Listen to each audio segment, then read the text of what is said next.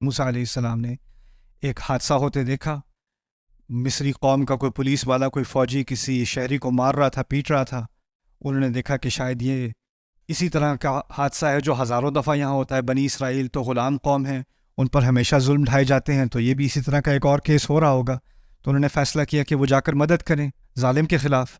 تو انہوں نے جا کے پولیس والے کو یا فوجی کو مکہ مار دیا، فقضى علیہ، اللہ تعالیٰ بتاتے ہیں کہ وہیں اس کی موت ہو گئی۔ اور اسی وقت موسیٰ علیہ السلام کو اس بات کا خیال آیا کہ یہ جلد بازی شیطان کا عمل تھا۔ فوراً الفاظ ان کے منہ سے یہ نکلے ہیں، قال هذا من عمل الشیطان، انہوں نے کہا یہ شیطان کے عمل میں سے ہے، انہ عدو مضل مبین، کہ وہ دشمن ہے اور وہ گمراہ کرتا ہے۔ یہاں گمراہی کے لفظ پہ ہم نے پچھلی دفعہ زیادہ بات نہیں کی تھی، آج یہاں سے شروع کریں گے۔ اصل میں انسان کی نیت اچھی ہو اور وہ کوئی ظلم ہوتے دیکھے، کوئی ناانصافی ہوتے دیکھے، تو انسان کی فطرت میں ہے کہ وہ اس کے خلاف کوئی اقدام کرے، کچھ کرنے کی کوشش کرے۔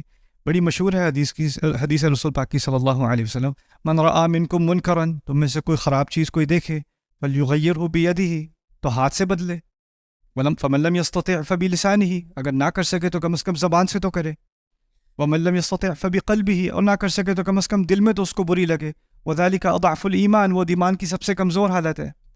تو یہ تو ہم سب کو معلوم ہے کہ اگر کوئی برا ہو رہا ہے اور آپ بس کھڑے تماشا دیکھ رہے ہو تو یہ ایمان کے خلاف ہے۔ اگر آپ میں صلاحیت ہے تو اس کو روکنے کی کوشش کرو، اور اگر ایسی صلاحیت نہیں تو کم از کم اس کے خلاف بول تو دو، ایسا مت کرو، کچھ پکار تو دو، اور اتنی بھی نہیں ہے تو کم از کم دل میں تو تکلیف ہونی چاہیے۔ یعنی آپ چل رہے ہو، گاڑی چلا رہے ہو، کچھ خراب چیز ہوتے دیکھ رہے ہو اور آپ کے دل پہ کچھ اثر بھی نہیں ہوا، آپ چلتے چلاتے گئے، وہ کم از کم ایمان کی نشانی بھی نہیں ہے اس انسان کے اندر، جس کو فکر ہی نہ ہو، اس کو خیال تک نہ آئے۔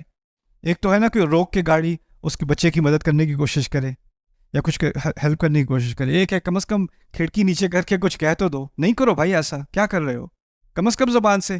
لیکن اگر اس میں سے کچھ بھی نہیں ہے اور احساس تک نہیں ہے تو وہ پھر ایمان کا نہ ہونے کے برابر ہے وہ چیز۔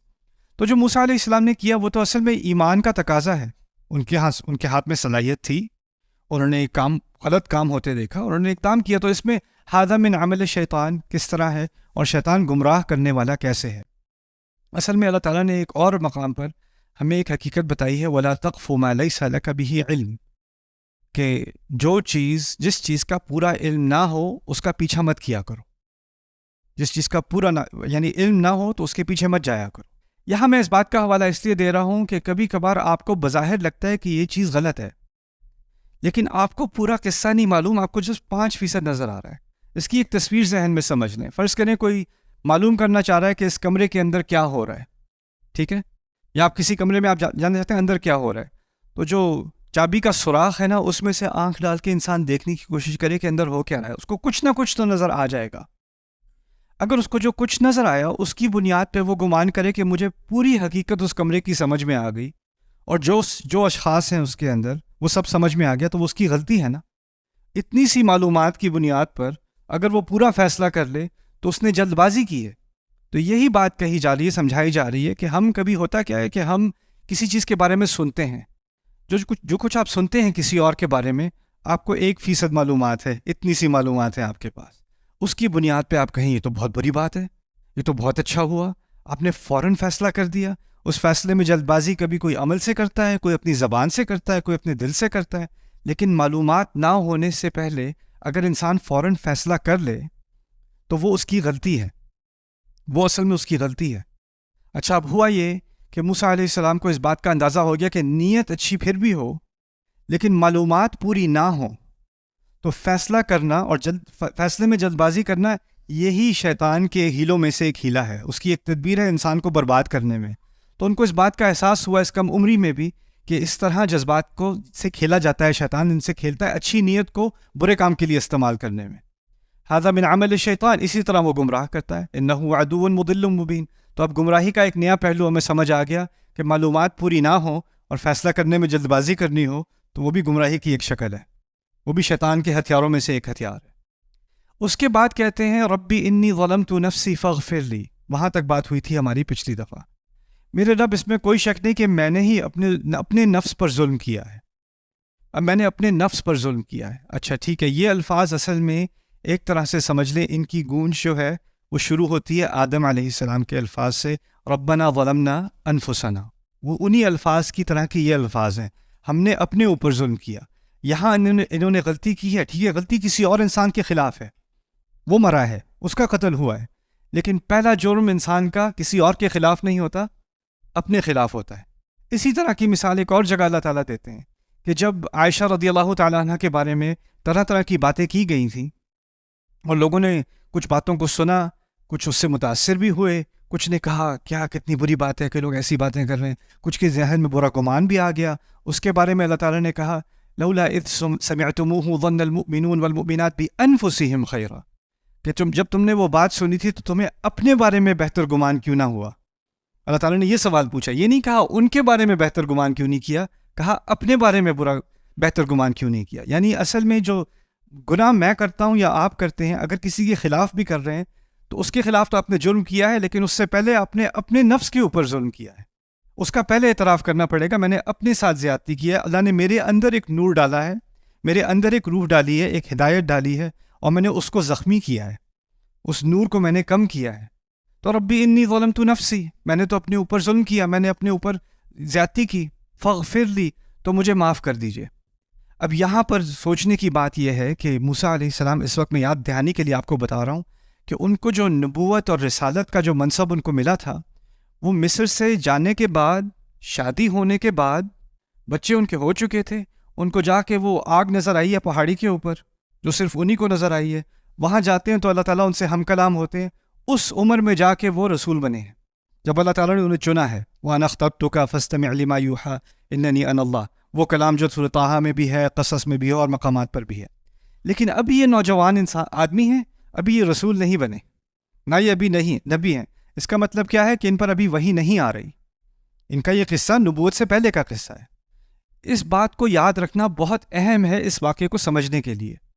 انہوں نے جب معافی مانگی ہے اپنی غلطی کی، تو وہ ایسے ہی ہے جیسے کوئی بھی مسلمان جو نبی نہ ہو، کوئی بھی مسلمان معافی مانگتا ہے اپنی غلطی کی. عام مسلمان میں اور نبی میں کیا فرق ہے کہ نبی سے اللہ تعالیٰ ہم کلام ہوتے ہیں، نبی کو غیب سے خبر آ جاتی ہے، نبی کو معلوم ہو جاتا ہے کیا کرنا ہے کیا نہیں کرنا، اس کو براہ راست کمیونیکیشن ملتی ہے. میں جب اللہ تعالیٰ سے دعا کرتا ہوں کہ مجھے معاف کر دے میرا رب، مجھے کوئی براہ راست کمیونیکیشن نہیں آ رہی کہ میں معاف ہو گیا یا نہیں ہوا، مجھے کوئی ضمانت نہیں آ رہی. میں نے استغفار تو کر لی ہے، لیکن مجھے کیسے پتہ چلے کہ اللہ نے معاف کیا یا نہیں کیا؟ ہو سکتا ہے میں نے بڑی استغفاریں کر لی، لیکن دل میں رہتا ہے خیال کہ پتہ نہیں اللہ نے یہ قبول کی ہوگی کہ نہیں، اتنا بڑا گناہ ہے، اتنی بڑی غلطی مجھ سے ہو گئی ہے، کیسے معاف ہو جائے گی؟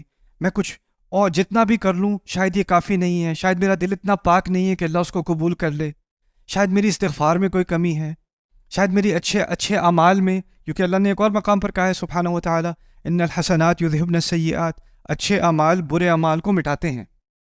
تو شاید میرے اچھے اعمال اتنے اچھے ہیں ہی نہیں کہ وہ اس برے عمل کو مٹا سکیں. تو آپ کو اپنی استغفار پہ شک کہ شاید وہ اتنی اچھی نہیں ہے، پھر اپنے اعمال پہ شک، پتہ نہیں حج قبول ہوا ہوگا کہ نہیں ہوا ہوگا، یہ عمرہ اللہ نے مانا کہ نہیں مانا، یہ روزے رمضان کے مانے گئے کہ نہیں مانے گئے، میری نیت پوری طرح پاک تھی یا نہیں. ہر معاملے میں انسان اپنے آپ پہ شک کرنے لگے کہ شاید اس کا معیار ایسا نہیں ہے کہ اللہ اس کو قبول کرے. یہاں یہی سوال جو ہم اب کبھی اپنے آپ سے پوچھتے ہیں، وہی سوال پوچھنے کا حق موسیٰ علیہ السلام کو بھی ہے. ان پر ابھی رسالت نہیں آ رہی، کہیں سے وہی نہیں آئے گی کہ تم نے معافی مانگی تو میں نے تجھے معاف کر دیا. تو ان کے پاس ایک ضمانت آ گئی، گارنٹی آ گئی، اللہ کا اپنا کلام براہ راست آ گیا. ابھی وہ نبی نہیں ہے. اللہ تعالیٰ فرماتے ہیں انہوں نے یہ دعا مانگی کہ میں نے غلطی کی، مجھے معاف کر دیں.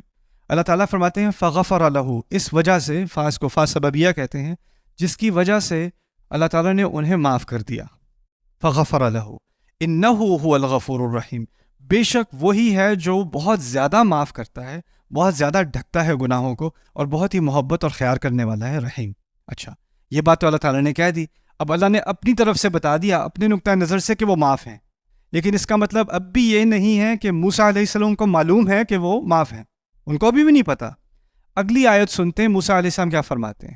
کہتے ہیں قال ربی بما انعمت علی فلن اکون ظہیرا للمجرمین، میرے رب جو نعمت آپ نے میرے اوپر ابھی کی ہے، اس کی وجہ سے میں کبھی کسی مجرم کی سپورٹ نہیں کروں گا، میں کسی مجرم کی مدد نہیں کروں گا، کبھی بھی ایسا میں کبھی نہیں بنوں گا. آیت کے پہلے الفاظ کیا ہیں؟ کیوں نہیں کروں گا؟ کیونکہ آپ نے میرے اوپر بڑا انعام کیا ہے. تو سوال یہ پیدا ہوتا ہے یہ انعام کون سا ہے؟ ابھی تو قتل ہوا ہے، ابھی انہوں نے استغفار کی ہے، ابھی بھیک مانگی ہے کہ یا رب مجھے معاف کر دے، میں نے اپنے اوپر ظلم کیا، اور اس کے بعد فوراً ان کے اگلے الفاظ ہیں اللہ تعالیٰ تیری بڑی نعمت ہے میرے اوپر، اور اس نعمت کی وجہ سے میں آئندہ ایسی غلطی نہیں کروں گا، فلن اکون ظہیرا للمجرمین۔ یہاں سے قرآن جو حکمت ہمیں سکھا رہا ہے وہ یہ ہے لا تقنطوا من رحمت اللہ ان اللہ یغفر الذنوب جميعا، اللہ تعالیٰ کی رحمت سے مایوس نہ ہو، مسلمان کو کہا ہے، اس میں کوئی شک ہی نہیں ہے کہ اللہ تمام گناہوں کو معاف کرے گا۔ اب یہاں جو چیز میں نے سیکھی وہ کیا ہے اور آپ نے سیکھی وہ کیا ہے کہ جب انسان صاف دل سے خلوص سے اس کو ندامت ہے، اس کو شرمندگی ہے اپنی غلطی پر، اور اس نے اللہ تعالیٰ کے سامنے اعتراف کیا اپنی غلطی کا اور توبہ کی ہے اور معافی مانگی ہے، تو اللہ اپنی طرف سے ضمانت دے رہے ہیں، گارنٹی دے رہے ہیں کہ اللہ نے اس میں کوئی شک ہونا ہی نہیں چاہیے کہ اللہ تعالیٰ نے معاف کر دیا۔